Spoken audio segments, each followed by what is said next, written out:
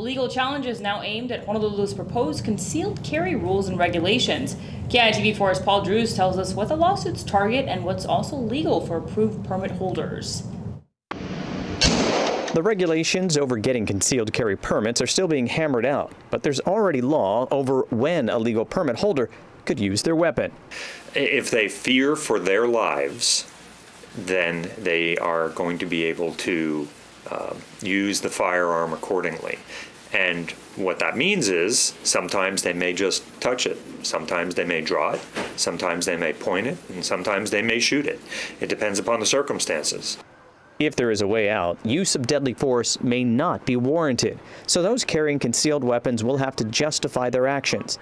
And what might be life-threatening to one person may not to another. If somebody merely threatens you with words, and there isn't a whole lot to think that,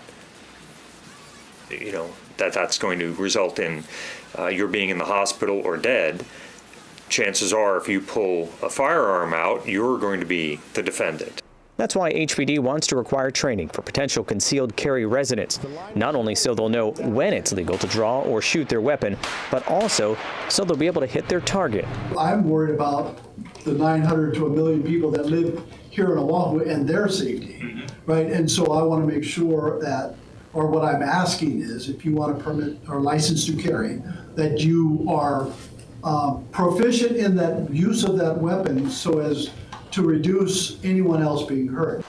Under the proposed rules, residents would have to quickly draw their concealed weapon and hit targets at increasingly longer distance with a fairly high level of accuracy, all within a certain amount of seconds. It appears that that test is comparable to what security officers here in the islands have to do to qualify and then get employment through that company. And it's not an easy qualification course.